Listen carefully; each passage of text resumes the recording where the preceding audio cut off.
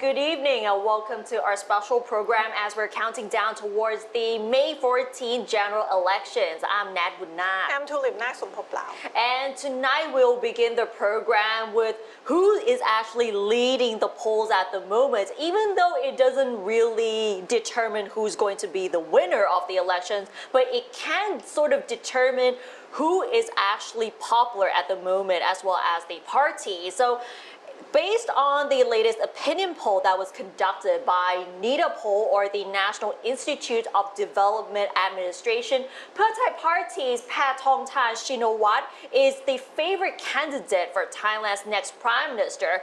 The poll also shows that Pita Limcharoenrat, who's the leader of the Move Forward Party, and General Prayut Chan-o-cha of the United Thai Nation Party are the second and third favorites respectively.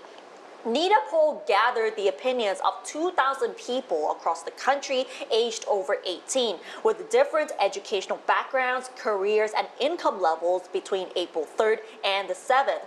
When they were asked who they favor as the next prime minister, the poll shows that Pathongthai Shinawat got 35.7%, followed by Pita Limcharoenrat, who got 20.25%. Prime Minister Prayut Chan-o-cha got 13.6%, but what is quite interesting though, that 6.1% of the respondents said they don't have a preferred candidate. So these are the most popular candidates so far based on the recent polls by NIDA. And if you look at the favorite political parties at the moment, Pheu Thai Party is on the lead with up to 47.2%, and that's the highest percentage out of all of the parties as you're seeing right on the screen. And that is followed by the Move Forward Party, which got 21.2%, and followed by the United Thai Nation Party. So this is the latest results by the NIDA poll that has been conducted very recently. But the thing is, Thailand doesn't have a direct prime ministerial election. So It's not like everybody get to vote directly who's going to be prime minister. So I think that will translate into the party that they vote for. Right. And then you will get people on the party list to be in the parliament. And then those people that represent the voters, the member of parliaments, will be the one that actually elect the prime minister. So it's indirect election for the prime minister. So the upcoming elections, we are actually electing the 500 MPs that goes into the parliament. And the next step is that once they're going to find a prime minister, it will be 500 MPs plus the existing 250 senators as well. So this is when we will find out who's going to be the next prime minister, whether General Prayut will stay on for another 2 years or we will get a completely new prime minister. And we have seen poll result for several of them now. Yep. Even though the number are slightly different, or sometimes it's actually a lot different. But we still see that the top 3 or 4 are still the same. Yeah. And I think the previous poll that we showed you last week, percentage of people that have not decided yet, bigger than this one. Right. I think that is very interesting. That is going to be a number for all the party to try to pull. Right. And when we talk about polls, we've been using NIDA poll for most of our reporting, but that doesn't mean that we don't look at other polls at all, because when we look at other polls, the results are quite similar to one another, where Pheu Thai Party and Move Forward Party and also the United Thai Nation Party are still on the lead in these polls. So it can sort of indicate which party is popular among which demographic as well. But then at the end of the day, we still have to find out on election day, and this will all be based on the results of the 500 MPs, and then next it would be the 500 MPs and the senators, and then they will select a prime minister. But like I said before, when we were on our first show 2 weeks ago, I have never been included into any opinion poll. So this NIDA poll that said 2,000 participants, I'm not one of them. Are you? I'm not one of them either, but it's just like a very small sample. So yes, one disclaimer though is that it's not the entire population of 66 million people. It's just a very small sample of people as to who they want to see as the next prime minister. And to be honest, it also depends on which area you live in as well, because if you ask people in Bangkok, they might vote for a Move Forward party, but if it's rural areas, they might choose Pheu Thai, and some might choose Palang Pracharat or the United Thai Nation Party. So it also depends on which region you're asking those people to. Now let's talk about prime ministerial candidate. Thailand have quite similar system to United Kingdom. Yep. Where we have our representative elect the prime minister. But before that, for Thailand, prime ministerial candidate doesn't need to run for parliamentary seat. And out of our 17 prime ministerial candidate, only 7 of them that actually on the party list.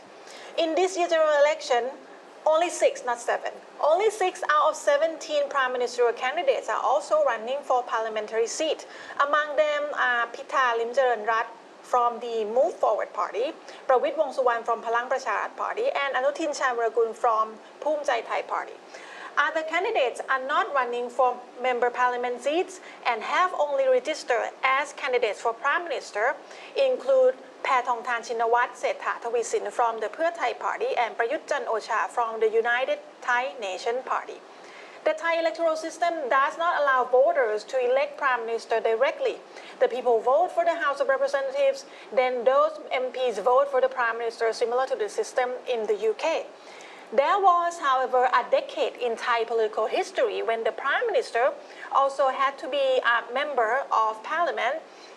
That changed over years after Bloody May in 1992, when there was a protest against coup leader Suchinda Kraprayun, who became prime minister without being a member of parliament. From 1997 to 2007, all Thailand's prime minister were also the first party list candidate from their party. The controversy reignited again with the 2017 UNTAD draft constitution, which allow non-member parliament prime ministerial candidates to be appointed. Analysts say that this is to give the prime minister power without ties to the political parties. But for some, being a prime ministerial candidate without being a member of parliament means that once appointed, they are not directly answerable to the electorate or for the policies enacted and or not delivered. Take the United Kingdom. Even if it's not written in the law, it is widely practiced that their prime ministerial candidates also run for parliament. It will be interesting to see whether the practice stipulated in 1997 Constitution will make a comeback and force prime ministerial candidate to run in parliamentary election as well. I think it's sort of to not really say that you have to come from the party list is actually open door for outside people to become a prime minister. The people that agree with this saying that because maybe we would need some specialists, some really expert or people that really capable of running the country that's not politicians, right, to be the prime minister. That would work if we have that person. Well, I think there are pros and cons with allowing non-MP candidates to run for prime minister as well. But then it has been a practice for several elections before that whoever is going to be nominated as a prime ministerial candidate must be nominated as an MP candidate as well. But this is quite, I'm not sure whether it's exceptional or there are other issues or not, where some of them are not MP candidates to begin with, but they only chose themselves to be the prime ministerial candidates only. So it is quite interesting in this dynamic for Thai politics. Yeah, because the one that running, leading the poll, like Paetongtarn, yep, also not list in the member parliament not running for the parliament seat. And also Prayut Chan-o-cha, the prime minister, also not running for the parliamentary seat. In fact, General Prayut did not run for the MP seat during the last election when he was running for the prime ministerial candidate for Palang Pracharat Party as well. And as we're talking about the candidates, we also have to talk about the constituency candidates as well. So over 4,000 constituency candidates from 70 parties have registered to compete in this particular election. However, it has been reported that about 71 candidates have been disqualified by election officials. So according to the Office of the Election Commission, a total of 71 constituency candidates in 31 provinces have been rejected by constituency election directors after it was discovered that their qualifications do not meet the legal requirements. After the qualification screening process, the Election Commission announced that out of a total of 4,781 constituency candidates from 70 parties who have registered at provincial election offices, 4,710 have passed the screening process and can run in the general election. For those who were disqualified, whose names were not announced, the Election Commission said that they can appeal to the Supreme Court within 7 days of the announcement of the list of candidates who passed the screening process.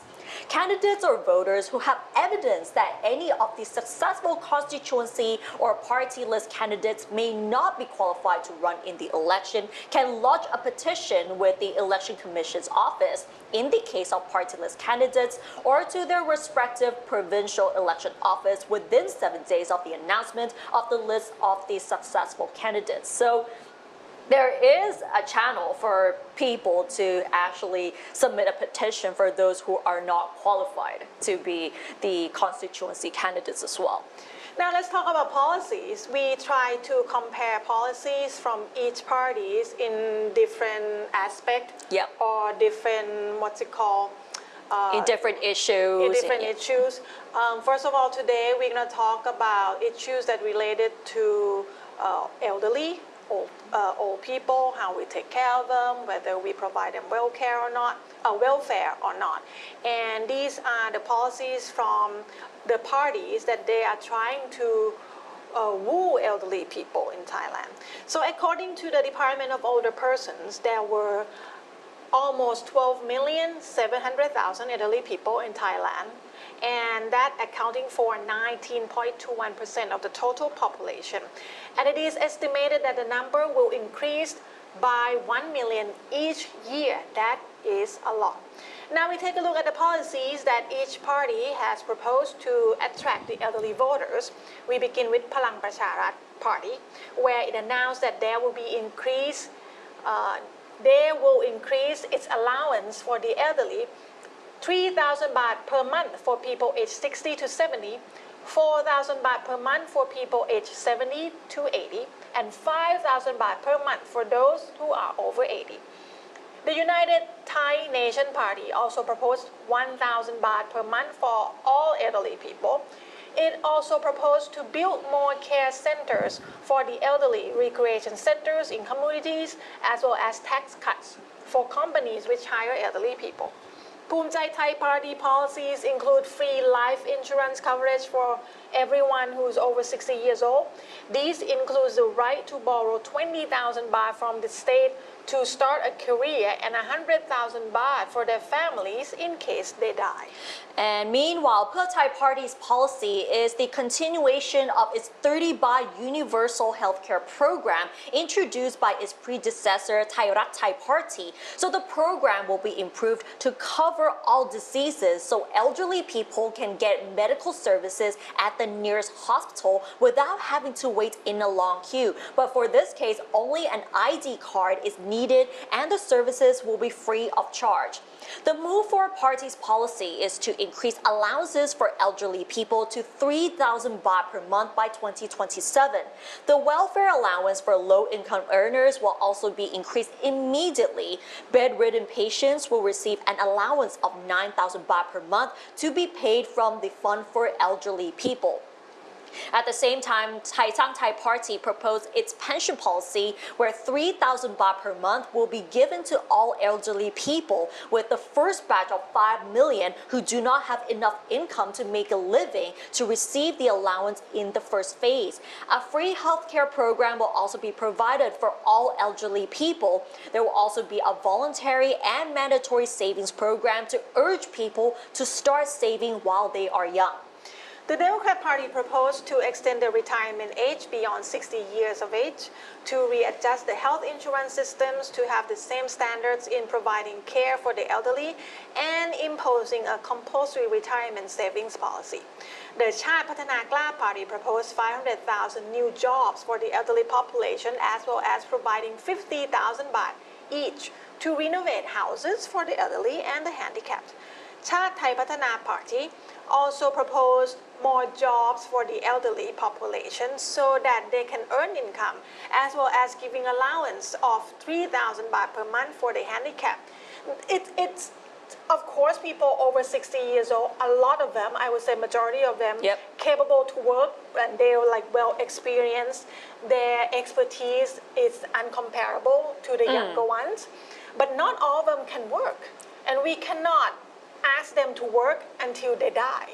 Right. There must be something else. I mean, if you're gonna follow us this week, on Friday we have our show which you host, and we will focus on the policy involving elderly people in Thailand. And one of them is the question: how can we take care of our senior citizens better?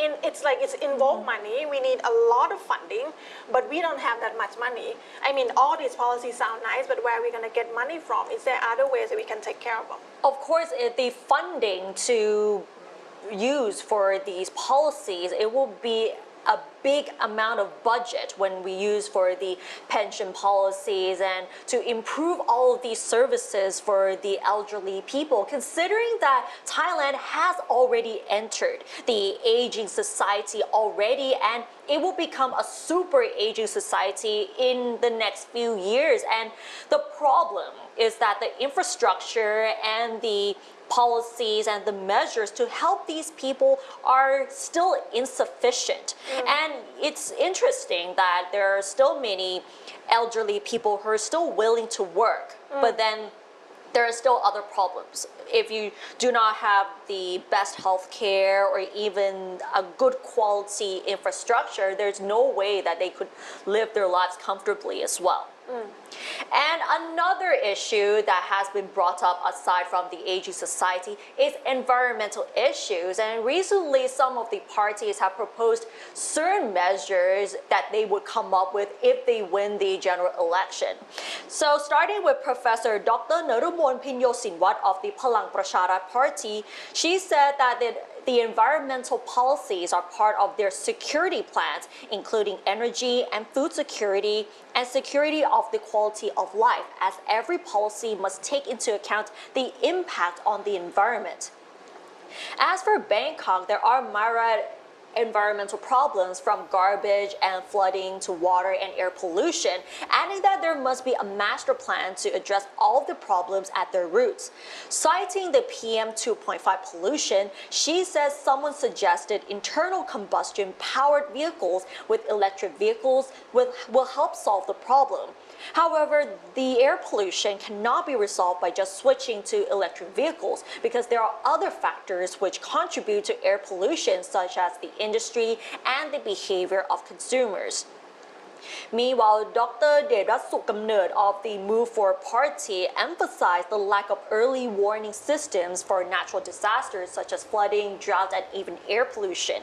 He also said that more funding should be directed to local administrative bodies to equip them with technology and knowledge and links to the existing early warning systems so that they can actually provide the information to the public. And citing the recent flooding in Bangkok, Pathum Thani, and Nonthaburi, Dr. Dedrat said that these provinces need to be equipped with early warning systems. And Sorathep Brodpojanarat from the Thai Sang Thai Party said that PM 2.5 flooding and garbage problems in Bangkok could be tackled through an overhaul of the structure of city planning. dividing it into smaller district plans, which would make it easier to manage environmental problems. He pointed out that the first thing to do is to update zoning laws so that resources can be directed to priority zones to deal with the environmental problems, such as those with heavy traffic or concentration of factories. ชาติไทยพัฒนา Party leader วราวุฒิศิลปะอาชา said that the garbage problem must be the first to be dealt with, pointing out that it also leads to water pollution. He said that the use of plastics must be reduced and recycled, and all households in Bangkok must separate plastic waste before it is to be disposed of. He proposed wider use of electric vehicles and the expansion of public transport to reduce dependence on private cars, with stiffer penalties for vehicles which discharge excessive exhaust pollutants into the atmosphere. I believe we have that law. I think it's the matter of enforcing that law strictly. Varawut admitted that the hardest thing to change will be people's attitude towards their responsibility for the environment, as he warned that environmental problems will become worse and irreversible in the future. I think it's already irreversible. Right, it has been a big issue, and there is a lot of empirical evidence to prove that the world, the climate change and all of the problems are irreversible, and many countries have to take action right now. And let's have a look at other responses. Dr. Prab Prasop Surasawidi of the Pheu Thai Party said that they have developed action plans to deal with environmental problems, with one for air pollution, one to reduce garbage, another to cope with the marine pollution, and a green action plan. He said that the Green Action Plan involves planting more trees to increase green areas in Bangkok and elsewhere, and he proposed amendments to environmental laws to give more powers to environmental officials to deal with the problems. Dr. Sama Rajpolasit of the Democrat Party said that they will prioritize the passing of a clean air law to reduce greenhouse gas and to encourage greater use of public transport. However, he added that the public transport fares must be reduced to encourage more commuters to turn to the service. Last but not least, Dr. Ponchai Maranet of the Cha Pathana Kla Party said that the public should have a greater say in the tackling of environmental problems. He also cited the government is urging motorists to switch to electric vehicles without solutions as to what the motorists will do with their old cars without knowing what the insurance fees for EVs will be or the high cost of EV batteries as well. So with issues on environment and climate change, we have been talking about this pretty much every time, and every single government has been putting the priority on sustainability and improving the environment. But unfortunately, the action needed to solve these problems is not really visible to everyone yet, even though they have imposed a lot of policies, a lot of action plans, but we need to see like in the long run as to how much they have accomplished each of the milestones. Talking about changing behavior of consumer though, like in US when when hybrid car was a new thing, and also solar panel was also a new thing for house. California actually give tax incentive for people that install solar power in their house, and also buying these hybrid cars. They get tax deduction at the end of the year, and it's a huge amount, not just a little bit, it's a huge amount of tax deduction, which it make a lot of people kind of, when they're on the fence whether they're going to get just an eco car or the hybrid car, they just decide to go for the hybrid car because there is that incentive. I think tax cut, tax deduction, or anything of that matter can be something that helps sway people to use something more environmental friendly products, whether it's cars or I don't know, solar panel or even washer dryers and all that.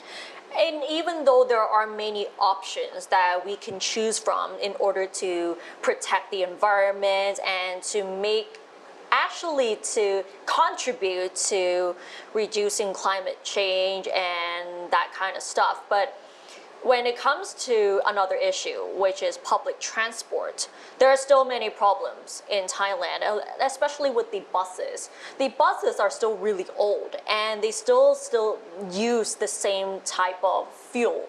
And that contributes so much to pollution.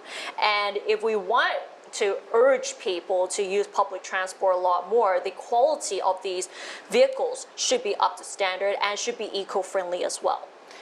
That is one good thing about Bangkok, though. We're having more and more electric vehicles. Yep. Used right now in Bangkok, and there will be more of them by the end of the year. It would be nice if other cities starting to use the same kind or similar kind of thing. But I think the availability of it, if people have to spend an hour, 2 hours waiting for the mass transportation, some of them will just like, I'd rather go on my private car because my time is more valuable than just standing here and wait. And even though time is much more valuable, people are still suffering from the heavy traffic every single day, and that also contributes to pollution. Now, another part of the election is when people try to cheat or possibility of cheating. So the Election Commission in Thailand just opened channels for people to report. One of them is hotline, it's 1444 hotline, and there is also app as well. The Election Commission said that it will give cash rewards of up to 1 million baht to anyone who offers information which is useful in its investigations into alleged irregularities by political parties or candidates, something such as cash giveaways or free distribution of gifts. Members of the public can inform election officials through the Ta Saparot app. You know, Ta Saparot is mean the pineapple eyes. Because for Thai people, when they say pineapple eyes, it means that this one thing has so many eyes, it can see everything. So this app can be downloaded from the Election Commission website, App Store or Google Play, and via phone number. People can also notify the Election Commission via phone number 02-141-8860 or 02-141-8579 and 02-141-8858. And that's too much to remember. Just call the hotline 1444. Or you can go to the provincial election offices or Bangkok Metropolitan Administration. The Election Commission office has offered an assurance that the identities of informants will be kept confidential. Meanwhile, the office started sending ballot papers by Thailand Post Parcel Service to Thai embassies and consular offices in 66 countries already and 94 cities. This sent out last Friday for over 115,000 Thais who reside abroad and have registered to vote in advance. There are two types of ballot. The green ballots are for constituency elections and the purple ballots for party list election. Right, so there are two different colors. So the green ones are for constituency elections and the purple ballots are for party list elections. So that is the main difference, and the two ballot system. And each system. party has different numbers on these two separate ballots. So you have to study a little bit what number to choose before you actually. Yeah, because like for one party, they might have another number, but then their MPs might get different numbers. So depending on which district you live in, you might have to find more information as to who is your candidate representing your district, and then remember that number, and then when you go to vote, you just tick the right one. But in fact, on election day, there will be like a list in front of the tents anyway, that listing which candidate has which number, and it would give you some sort of reminder anyway before you actually cast your ballots. Okay, and that's it for this edition of Thailand Election 2023, deciding Thailand's future. Hopefully it will change for the better after this election. We'll come back to see you every Wednesday until we get new government around 7:30 or 7 p.m. So you can just check our social media and come see what we have to offer, or you can check our website. We have www.thaipbsworld.com and also other social media. And our website is actually filled with the election explainers and everything you need to know about the upcoming elections on May 14th as well. So thanks for watching, and we'll see you next Wednesday. สวัสดีค่ะ